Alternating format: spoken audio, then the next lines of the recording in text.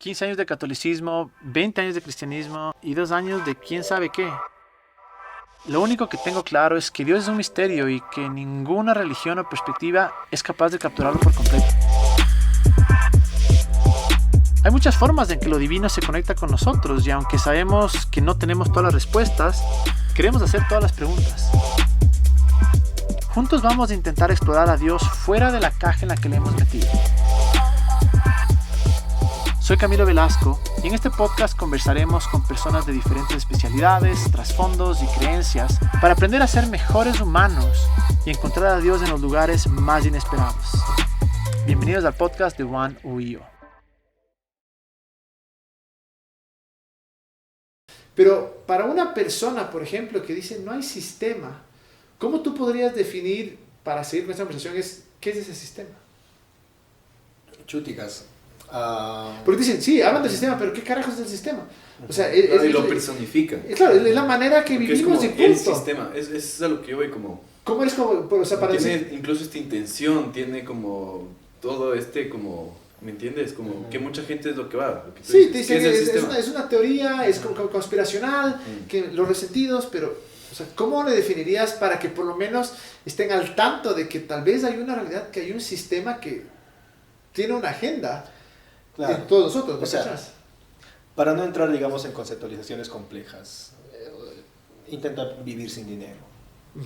No se puede. ¿Ya? Hay un sistema económico que rige sobre nosotros, o sea, está presente, ¿no? O sea, sé tú todo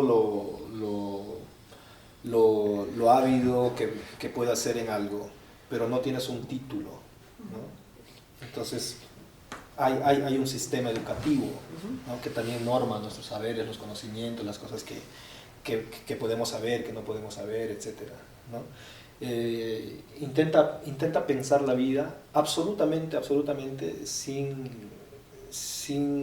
la cuestión religiosa de por medio, ¿no? O sea, pero en absoluto. O sea, no solamente la religión de los templos, ¿no? O sea, también la religión de los estadios, también la religión de los bancos, o sea, también la religión de los estados, ¿no? O sea, la cuestión religiosa no está solamente en los templos, ¿no? ni en los espacios litúrgicos. La cuestión religiosa nos habita de distintas maneras, ¿no? Entonces, intenta vivir sin estar atravesado por la cuestión religiosa. No se puede.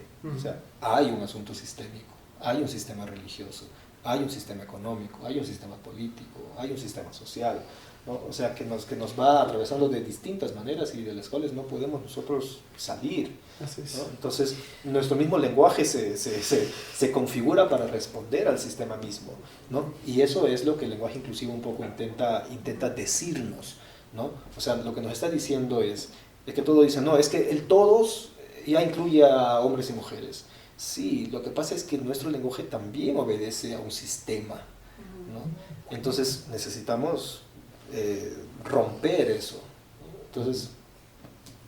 Sí, justo es un ejemplo súper claro que estaba pensando ahorita que les escuchaba hablar, porque a la final el sistema siempre va a beneficiar a alguien, ¿cierto? Siempre va a beneficiar al que lo crea. Y perjudicar a alguien. Y perjudicar a alguien. Y entonces, justo hablando de este tema, y tal vez me estoy yendo un poco hacia el género, un ejemplo súper claro que obviamente yo lo estoy viviendo hoy por hoy es el tema de la maternidad y del embarazo. Dentro del sistema laboral de cualquier país. Y es como, todo el sistema está creado pensando en que una persona de la familia iba a mantener a toda la familia. Entonces, el horario laboral de 40 horas semanales está pensado para que una persona salga y cumpla con ese horario. Hoy por hoy, obviamente, por cómo funciona la vida, es casi imposible que solo una persona mantenga ese horario. Y entonces, las dos personas, los dos papás, o mamás, o pareja, lo que sea, salen a trabajar en este horario de 40 horas a la semana. Y obviamente, ¿qué es lo que tienen que hacer para que sus hijos estén bien? Contratar a alguien más para que ellos puedan irse, ¿no es cierto? Y mantener sus carreras y mantener su horario laboral que está creado bajo un sistema patriarcal que piensa que solamente el hombre está saliendo a trabajar, pero ahora la mamá también se espera que lo haga, y entonces contratan a alguien, y ese alguien también está dejando a sus hijos, y esos hijos probablemente se están quedando totalmente solos, entonces entran como que en un sistema totalmente diferente del que estamos hablando, que tal vez no tienen educación, que tal vez nadie les está cuidando, que tal vez a los 10 años ya, no sé, están expuestos a un montón de otro tipo de cosas que nosotros como sociedad condenamos, pero estamos fomentando ese sistema porque al final no está pensado el sistema laboral en un formato familiar. Entonces es súper frustrante porque de una u otra manera tenemos que sobrevivir y claro, todos queremos superarnos y salir adelante, y también, obvio, yo soy súper, o sea, que una mujer decida, que no tenga que decidir entre si es mamá o mantener su carrera, pero medio que sí tiene que decidir porque el sistema no está pensado para que pueda hacer las dos, porque tiene que cumplir con un horario de 40 horas a la semana, y si es que no lo hace, las empresas se mueren de las iras, y simplemente no está pensado para que una mujer pueda hacer eso. O también está, por ejemplo, esa otra evolución que hubo del sistema, que era, ok, la mujer ahora puede trabajar y puede desarrollarse. Entonces, el sistema que espera de la mujer, si es que ya puede trabajar y desarrollarse, que sea la mejor. Claro. Y que se desarrolle bien y que renuncie a todo, así como el hombre renuncia a la familia y como esto. Exacto. Entonces, hay una ruptura que va desde ese lado, pero que luego se vuelve a entrar en el sistema. Es que yo en ese caso diría, deberíamos ver cuáles fueron las verdaderas intenciones detrás de todo esto, porque para mí las verdaderas intenciones fueron dar prioridad a la producción, que es esto, o sea, bien capitalista, ¿no? Eso es lo importante, generar dinero, que las empresas sigan yendo mejor y todo eso, pero ¿y las familias? Entonces sí, que la mujer trabaje también, porque eso produce más. Genera impuestos. Genera más, que genere más dinero. ¿Y los hijos? No, evidentemente, bueno, la guerra. Tienen que irse también a las guarderías, entonces más negocio y toda la cosa. Y luego, niños enfermos que tienen que ir a, yo qué sé, a los hospitales, o que tienen que ir a psicólogos y cosas así. Sí, luego va creciendo, claro. O sea, todo está direccionado a eso, a que haya más producción, me parece, ¿no? Entonces... Completamente. Y el problema también, solo la última cosa, es que, claro, si es que la mamá no trabaja, es una vaga. Y si la mamá trabaja, les deja botados a los hijos, ¿me entiendes? Entonces, como tú dices, no se gana, o sea, de ninguna manera se puede ganar. Sí, en los estudios. Pero el hombre no hay esa presión, por decir así. Más allá que sí trabajar, pero no te dicen, te fuiste a trabajar, tú tienes abandonado a tus hijos, ¿me cachas? Claro. Es que lo que he mencionado es súper importante, porque en los estudios sociales se suele ver al sistema a través de tres elementos, ¿no? De tres marcas, digamos, ¿no? Por un lado, el capitalismo, ¿no? Que tiene que ver con toda la cuestión económica y de producción. Por otro lado, el patriarcado, ¿no? Que tiene que ver con lo que mencionabas precisamente, ¿no? O sea, cómo todo está pensado a partir de en principio, de ese código binario, ¿no? Hombre-mujer, y ese código binario que finalmente resulta siendo asimétrico, ¿no? Y que establece una desigualdad de género brutal, ¿no? Que se evidencia en cómo construimos todo, porque todas nuestras construcciones, ¿no? Todos los sistemas que vamos construyendo están atravesados por eso, por capitalismo, por patriarcado y por lo que se dice también el pensamiento colonial, ¿no? Entonces, esas tres cosas como que nos ayudan a entender, ¿no? O sea, ¿por qué pensamos como pensamos? ¿Por qué nos vestimos como nos vestimos? ¿Por qué hablamos como hablamos? ¿Por qué vivimos como vivimos? ¿Por qué construimos familias de la manera en la que lo hacemos? Etcétera, ¿no? Entonces, como estamos atravesados por eso, digamos, las grandes luchas, ¿no? Antisistemas se van desarrollando en esos tres flancos, ¿no? Anticapitalismo, antipatriarcado, anticolonialismo, ¿no? O sea, como que los pensamientos decoloniales son un bonito lugar, ¿no? O un lugar muy potente, ¿no? para pensar el sistema y para fisurarlo, ¿no? El pensamiento feminista, que nos otorga precisamente lo que hablábamos, ¿no? O sea, todas estas herramientas para pensar el sistema patriarcal y para fisurarlo también, ¿no? Y por otro lado, los estudios sociales anticapitalistas, ¿no? Que otra vez que nos hacen pensar respecto a ese sistema de producción brutal que también hemos establecido, ¿no? Es como que pensar el sistema a través de esas tres formas nos da algunas rutas, ¿no? Algunas miradas para poder vernos a través de eso, y vamos a ver cómo eso repercute pues en todas las cosas que hacemos, que vivimos, que decimos, que pensamos. Y eso es clave, porque al final, claro, o sea, si tienes estos tres filtros, o sabes que estás programado a tener estos tres filtros, porque eso es lo que te decía antes, yo creo que el acceso a la información que tenemos ahora permite más de estas fisuras, ¿ya? Porque antes, ¿quién controlaba la información? Era un periódico, una radio, un programa. Un colegio. Un colegio, como una iglesia, como cosas así, y la escala era distinta. En cambio ahora puedes meterte y encontrar de todo, y obviamente esa información también puede estar muy filtrada o muy diseñada, pero ya tienes acceso. Entonces, el entender, por ejemplo, estos tres filtros que dices, o sea, ok, cuando estoy buscando algo, cuando estoy queriendo aprender, cuando quiero entender el feminismo, cuando quiero entender nuevas tendencias, estoy entendiendo que son fisuras del sistema, o sea, son intentos de fisura del sistema, pero al mismo tiempo, a mí lo que me choca un poco en general de toda esta conversación del sistema es el versus que existe. O sea, hay algo bueno y hay algo malo. Y ahí no hay tanto como que, y a la final el serpentear el sistema es encontrar la forma de como unir, ¿no? A ver, esto ya funciona porque el sistema existe, pero ¿cómo hago que funcione mejor? ¿Cómo hago que sea más inclusivo? ¿Cómo hago que...? Incluso yo diría ahí saliéndonos de la cuestión de si es bueno o malo. O sea, porque para empezar, o sea, si yo me creo el bueno de la historia, estoy cayendo en lo mismo. Ya estoy cayendo en lo mismo, ¿no? O sea, yo hago lo que hago no porque crea que sea el bueno, ¿no? Sino porque sé que es el lugar de la ruptura y porque me da la gana estar ahí, ¿no? Nada más. O sea, luego es que mientras sigamos separando, ¿no? La historia entre los buenos y los malos, es como que el círculo vicioso continúa, ¿no? Entonces luego estos buenos ganan, ¿no? Y entonces a los malos hay que perseguirlos, ¿no? ¿Qué es lo que sucedió justo? No recuerdo cuando hablábamos con un grupo de chicos respecto al tema de la iglesia, ¿no? Es lo que sucedió con la iglesia, ¿no? La iglesia cristiana primitiva eran los buenos, ¿no? Y eran los oprimidos también. Claro, eran los buenos oprimidos porque los buenos siempre son los oprimidos, ¿no? En un principio, ¿no? Claro. Entonces luego estos buenos se convierten en lo hegemónico, ¿no? Y se convierten en los opresores, ¿no?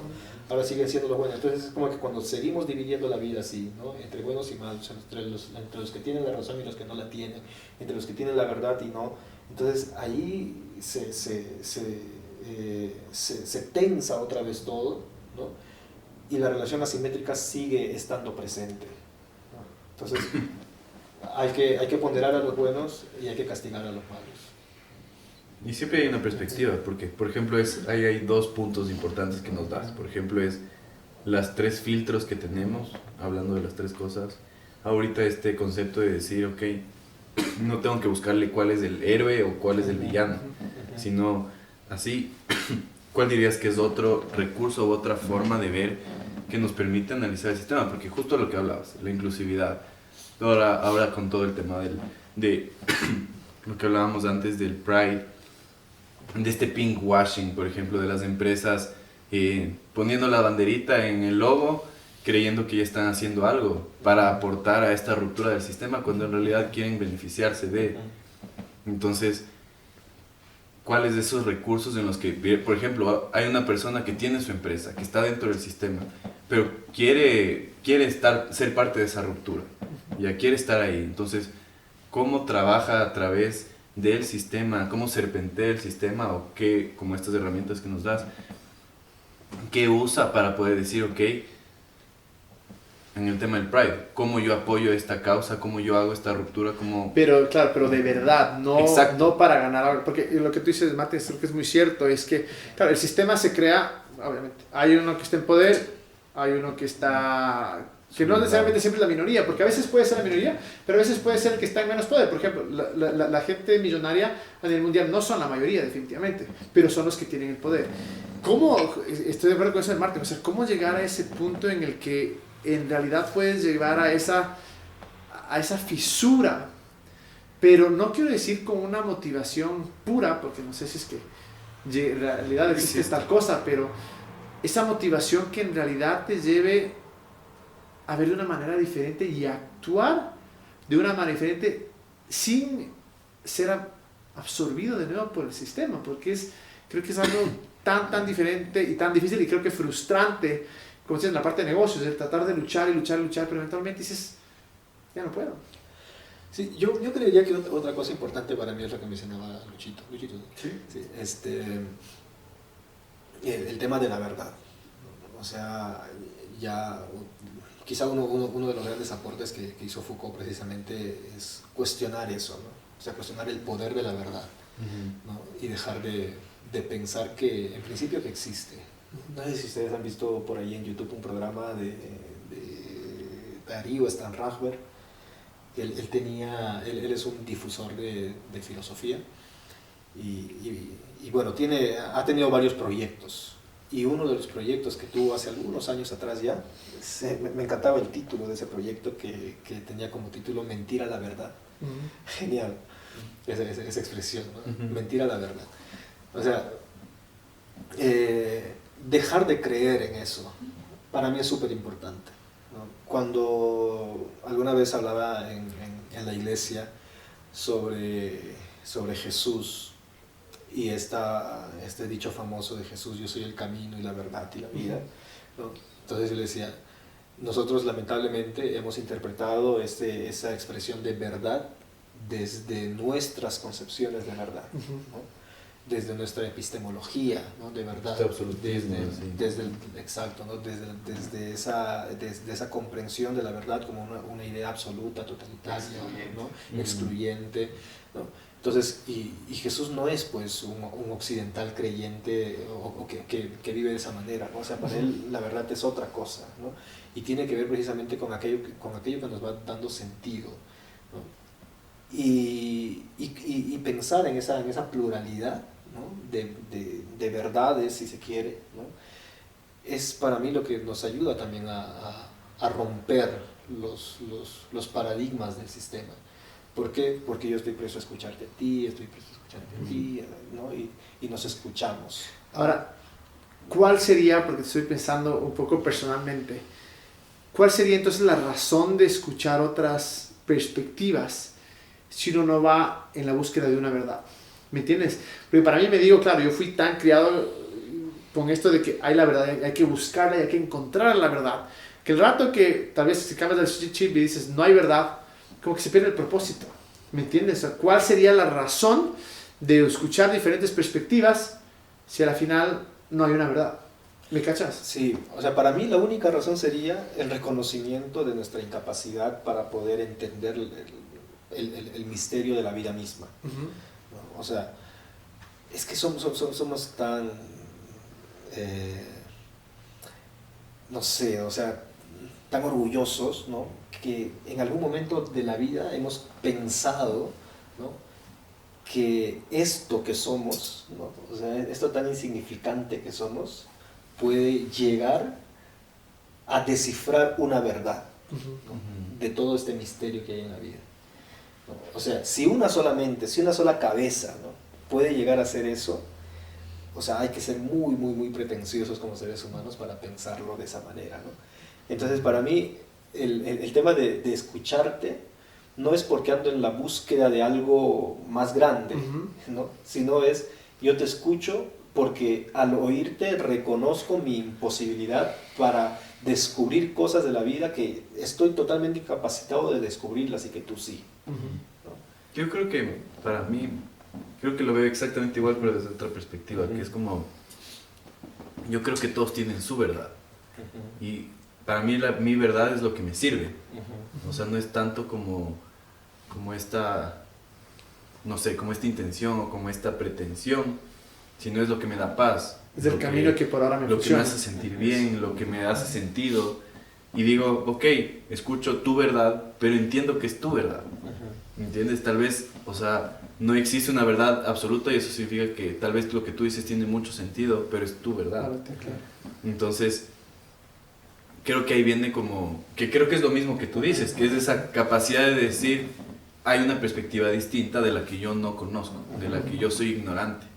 Entonces, claro, tengo un déficit de verdad, podría decirse así. Pero creo que es justo como medio entendiendo tu pregunta, no sé si eso es a lo que ibas, pero es como, yo creo que esa búsqueda de la verdad es lo que nos incluso hace buscar esas rupturas del sistema, ¿me entiendes? Y esas fisuras en donde decimos, hay un autor que dice, te crees tanto tu idea que quieres compartirla, ¿ya? O sea, no habla como que en un sentido negativo, sino es decir, eres tan apasionado por lo que quieres que porque quieres te compartir. funciona, claro, te funciona, porque para te sirve. te funciona.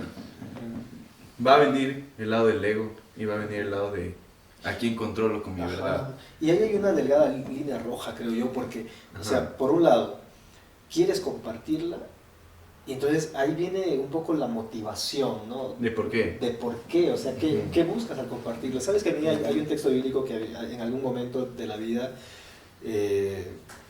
me cambió la visión de las cosas, ¿no? Deben recordar ustedes el texto de Pedro, no sé si es el primero o segundo de Pedro, ya me olvidé. Cuando dice, desead como niños recién nacidos la leche espiritual no adulterada. ¿Escuchó ese texto? Entonces, ese es un texto súper utilizado para, digamos, en los espacios convencionales, para animarte a leer la Biblia, básicamente, ¿no? Para que lleves tu discipulado, ¿no? O a recibir de ahí mismo, o sea, porque a mí me hicieron referencia a ese texto a decir, solo aquí es exacto, el lugar donde puedes recibir. Aquí tienes que venir porque si no te vas a es morir. adulterado todo lo demás. No está, porque como eres un nacido de nuevo, necesitas alimentarte de la leche espiritual, ¿no? Entonces, pero muy pocos leen el versículo anterior, ¿no? Y en el versículo anterior es genial, ¿no? Porque en el versículo anterior dice, desechando pues, dice, ¿no? Toda malicia, toda envidia, todo engaño, ¿no? Etcétera. Ego al piso. Ajá, dice, desead como niños recién nacidos. Entonces, ahí hay una cuestión, o sea, hay una condición, ¿no? O sea, yo pienso que uno puede desear saber muchas cosas y explorar el mundo, porque el ser humano es así, o sea, el ser humano quiere entenderlo todo, quiere decodificarlo todo, quiere articularlo todo, ¿no? Entonces así somos, y por eso le ponemos nombre a Dios, y bueno, etcétera. Y no solo nombre, imagen, Nombre, comportamiento, forma, perspectiva, todo. Atributos, ¿no? todo, exactamente todo. Entonces, somos así, ¿no? Entonces ya, está bien. Pero Pedro dice, haz un ejercicio previo. Entonces, antes de compartir lo que tú crees que tienes como sentido, como verdad en tu vida, deséchala, ¿no? Desecha muchas cosas, ¿no? Desecha la pretensión de dominar sobre el otro, ¿no? Desecha el orgullo de haber, o sea, de creer que lo que has descubierto es lo que va a salvar el mundo y lo que va a salvar a las familias. No, o sea, yo diría buscar la verdad entre comillas, pero con una premisa de que esa verdad al siguiente minuto se puede caer y tú debes de estar completamente tranquilo con eso. Y abierto, ¿no? Ajá, o sea, es una verdad temporal, ¿no? Que estás tratando de buscar, pero en cualquier momento, o sea, si la estás tratando de buscar con una actitud de que en cualquier momento esto se cae porque voy a aprender de alguien más que tal vez sabe más o cualquier cosa, entonces por ahí creo que debería ser la cosa. Y otra también es que nosotros tenemos esta idea de que el punto de la vida es el objetivo, o sea, buscamos la verdad para que llegue el momento en el que yo pueda decir, descanso, estoy en paz, sé la verdad.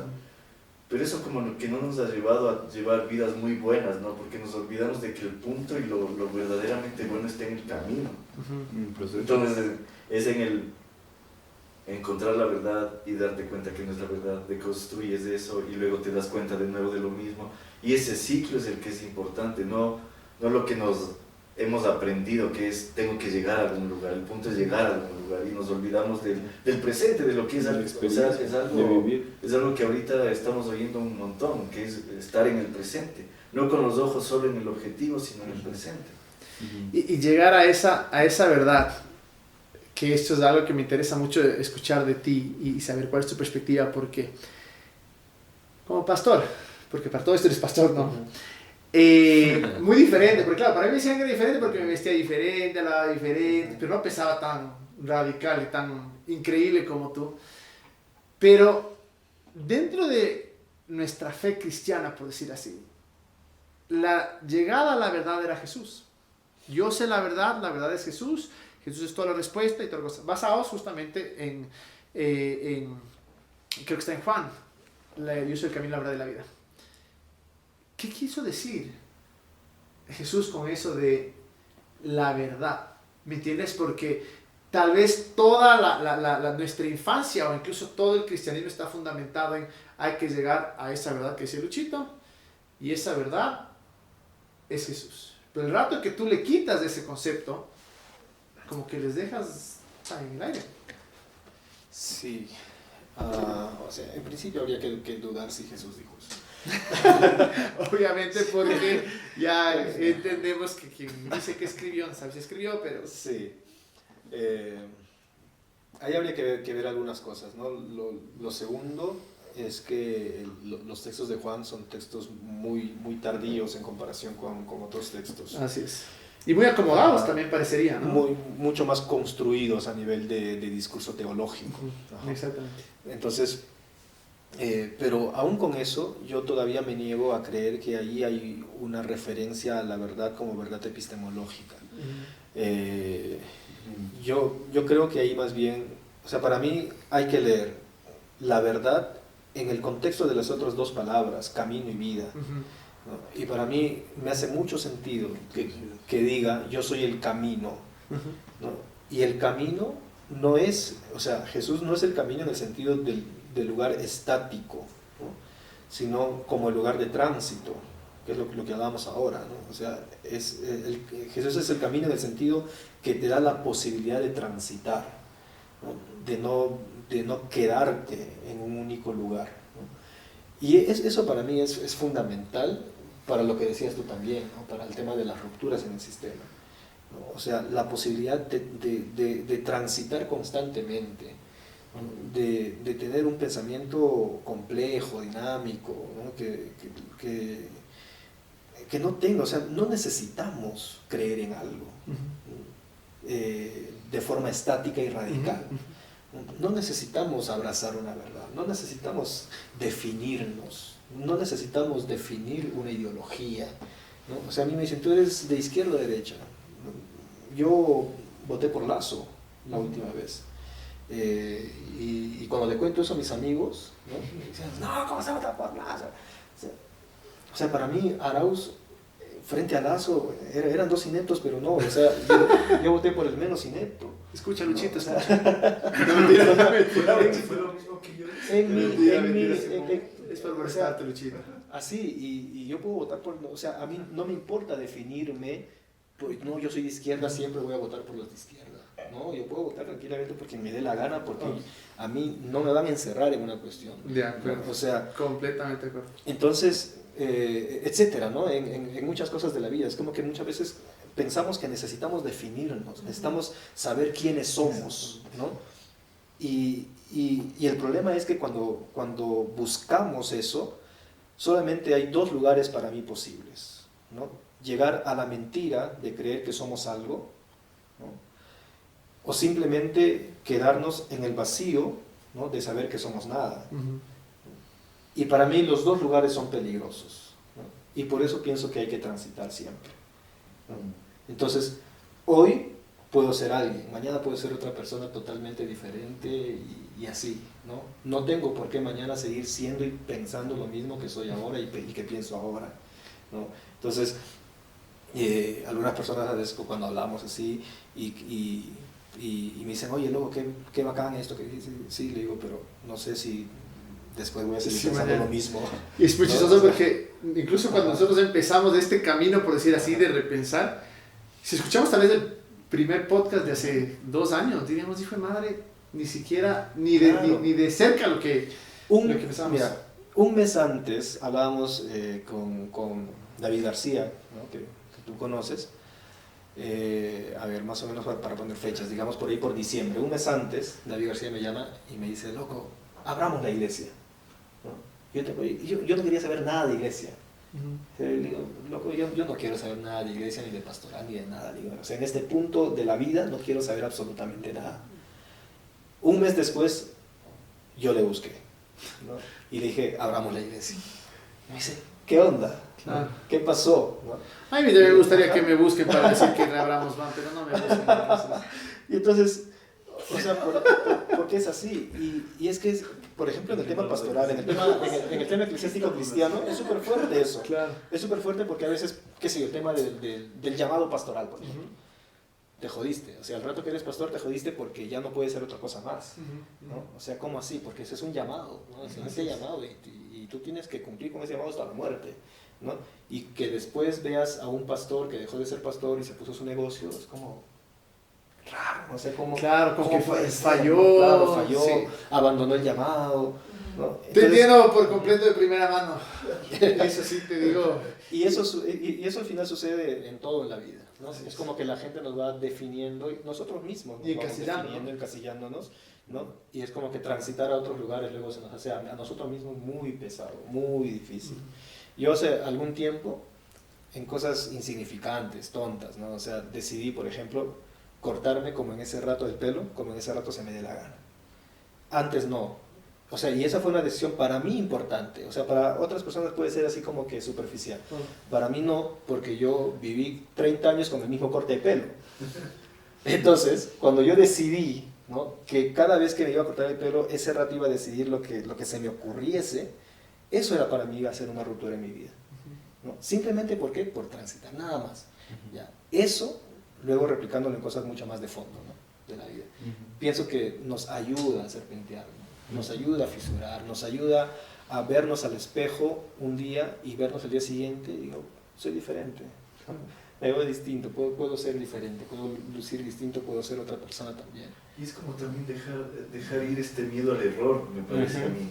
O sea, siempre Exacto. tenemos, o sea, cuando llegamos a encontrar nuestra verdad, entonces ya no hay error y aquí estamos bien. Y luego tenemos que darnos cuenta que capaz no estábamos bien y tener como esa tranquilidad para decir, sí, está bien, o sea, ahora soy diferente y ahora quiero hacer las cosas de esta manera y me he dado cuenta que esto funciona mejor. Y, o sea, dejando ir ese, que supongo que es parte del ego, ¿no?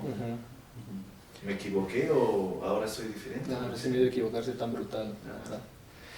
Y Chino, ahora una pregunta, porque muchas de las personas que nos escuchan han sido de Juan y definitivamente se identifican mucho contigo. Cuéntanos un poquito, ya para terminar, porque nos podemos quedar muchísimo tiempo, pero si alguien dice, ve, yo me identifico con tu creencia o con tus pensamientos y quisiera asistir a la iglesia en la que tú eres pastor, ¿dónde pueden encontrar? ¿Cómo pueden hacer para unirse, conectarse? ¿Qué tendrían que hacer? A ver, nosotros nos reunimos en el Valle de los Chillos, ¿no? Por la zona del Tingo, subiendo un poquito más como hacia la Merced, el sector de Angamarca, cerquita, por donde está Montevelo, ah, a las faldas al otro lado del Hidalgo, ¿no? Estamos ahí, nos reunimos los domingos a las 9 de la mañana. No tenemos la intención de hacer una iglesia en los términos más ordinarios, ¿no?, de lo que se entiende por iglesia. La idea es ir creando poco a poco una comunidad de fe, ¿no?, de personas, no que crean como nosotros, porque como te digo, nosotros no creemos en algo específicamente, así que no hay nada, ¿no? O sea, nada hay que creer, sino en el concepto de todo por encontrar, ¿no? Eso, nos une la búsqueda, no la respuesta, ¿no? Nos une las preguntas, ¿no? Y ahí estamos, ¿no? Y más bien eso, o sea, más bien mi recomendación sería que si están buscando una iglesia no vayan. Sí, porque además está lejos. Obvio. Estamos muy lejos. Claro, sí, no les queremos. Sí, pero si están buscando de pronto un lugar diferente desde donde repensar la fe y vivirla de otra manera, pienso que puede ser una alternativa. Hermoso. Y esta pregunta que siempre nos encanta terminar, que te la hice hace más de un año, o un año más o menos fue el podcast que hicimos. estabas en otra etapa de tu vida completamente diferente. Imagino que tal vez haber cambiado esta perspectiva, pero brevemente, ¿qué es Dios para ti? A esa pregunta no me hiciste. Sí te hice, pero no te acuerdas. No. Voy a revisar el podcast. Escucharás el podcast. Voy a revisar el podcast. Sí, eso. ¿Sí? Sí, eso sí, con eso yo termino todos los podcasts. Me estaba preparando para otra pregunta. No sé, para mí yo pienso que Dios es la posibilidad máxima de la imaginación. Cool. ¿No? Es ese algo que podemos imaginar sin fronteras. Y que siempre nos va a hacer bien al imaginarlo, ¿no? Porque cuando pensamos a Dios, cuando imaginamos a Dios, siempre lo vamos a imaginar con aquello que más nos haga sentido y más nos alumbre y más nos abrace. Y para mí Dios es eso. Dios es esa posibilidad infinita de imaginar la vida, de imaginarnos algo, ¿no? Como que no hay límite, es un vacío inmenso, ¿no? Que con nuestra imaginación de ese algo le vamos llenando el sentido. Y me encanta eso, ¿no? Por eso creo que jamás podría ser ateo, porque para mí el ejercicio de imaginar a Dios viene acompañado siempre del ejercicio de imaginarme a mí mismo, ¿no? como ser humano, como algo que hoy todavía está y que luego no va a estar, ¿no? Entonces para mí, si hay algo que yo pienso en todos los días de la vida, todos los días, es en la muerte. Todos los días pienso en la muerte, y se lo digo a mucha gente. No hay un día que no piense en la muerte, mía y la de los míos. No como un ejercicio masoquista, así brutal, sino como un ejercicio de reflexión, ¿no? Y entonces es como que mi pensamiento siempre va, Dios, muerte, Dios, muerte, Dios, muerte. Y no porque crea que cuando me muera me voy a encontrar con Él, ¿no? Porque no hay un Él para mí, ¿no? Sino porque pienso que si algo tenemos los seres humanos es la capacidad de imaginar, ¿no? Porque ahí creamos mundos, ahí nos recreamos, ahí nos reinventamos, ahí nos resignificamos, en la imaginación de que podemos ser algo, ¿no? Y para mí Dios es eso, es esa posibilidad infinita de imaginar cosas. Qué chévere. Chino, muchísimas gracias, loco. Muchísimas gracias. Tanto que conversar, tanto tiempo, pero por ahora gracias, Chino. Ojalá que las personas que han escuchado y que se han conectado contigo de alguna manera quieran conectarse más allá. Así es que gracias, Chino. Chévere, a ti, gracias a ustedes.